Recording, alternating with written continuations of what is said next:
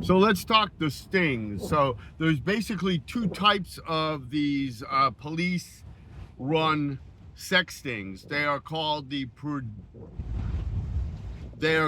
reactive and the proactive stings. Excuse me, and they work very, very well for sworn police officers to gin up those statistics, which they're required to do to keep the grant money flowing. Anybody who has ever written a federal grant will tell you that they have basic components in these grants. One of them is you have to show results.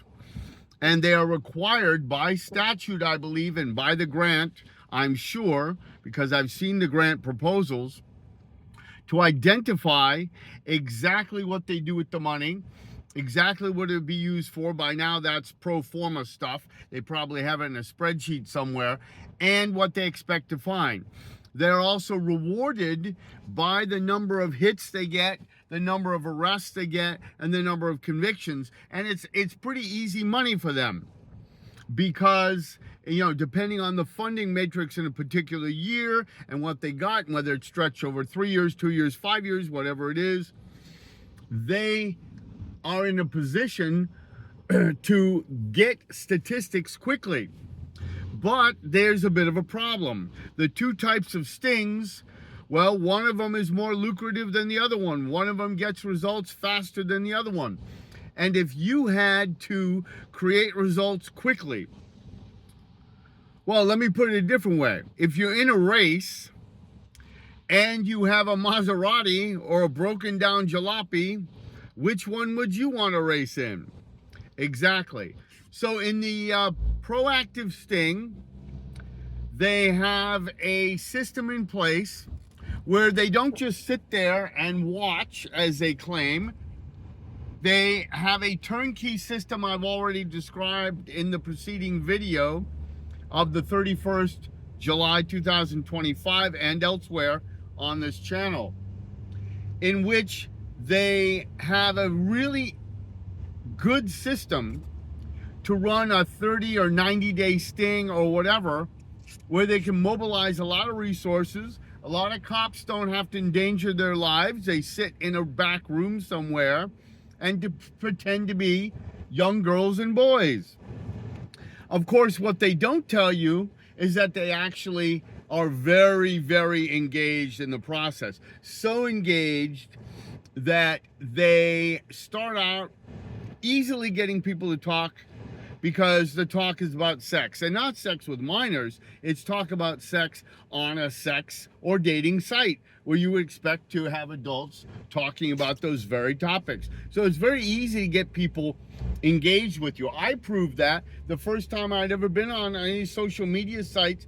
I was overwhelmed with the number of people who seemed interested, and I didn't exactly think myself anywhere close to a 10 at all, or worthy of much attention. I was just had very specific need. I thought I would find some gay dude and then that would be it. But that's not what happened, unfortunately. And so police have a very easy time. That's why I've described it like shooting fish in a barrel. Contrast that with the reactive sting. These are the police investigations that we have heard about. They're just, since we're little kids watching crime dramas. And they are not at all unlike the customary way. They're not investigations. The proactive sting is not a real investigation. It's a hunt. It's fishing, right? It's trolling. The reactive sting, as I've said, by contrast, takes a lot more effort.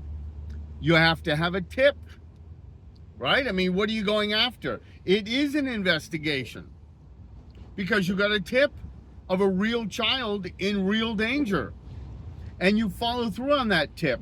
And maybe you even have the young person as a real decoy, talking, sending a text, or doing a Skype call or something where the police are standing next to them.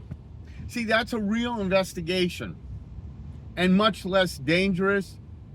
In that case, with the internet, but by and large, historically, more dangerous because you have to get out there, you have to do the footwork, you have to get out there in the public sphere, you have to risk a lot more, and most importantly of all, the risk reward calculus is turned closer to being on its head, because you could fail entirely, or worse yet, you could take years and years and years to actually get somebody, especially a sophisticated actor, on the deep or the dark web, or who has political circles where they're being protected by someone, maybe a certain orange wonder who sits in the White House might come to mind, or others.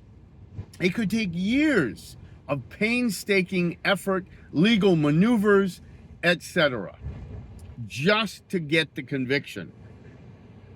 So if you had to find a vehicle to rack up statistics quickly and to be able to twist people in knots and claim semi-credibly, all right, you only have to make a very convincing looking case. Which one of those would you use? A proactive trolling expedition or a reactive, long, painstaking process of gumshoeing and using all your investigative techniques? Which one do you get the best bang for the buck? Well, that's a question that you'll have to answer for yourself, I suppose. But it should be obvious if you put the pieces of the puzzle together.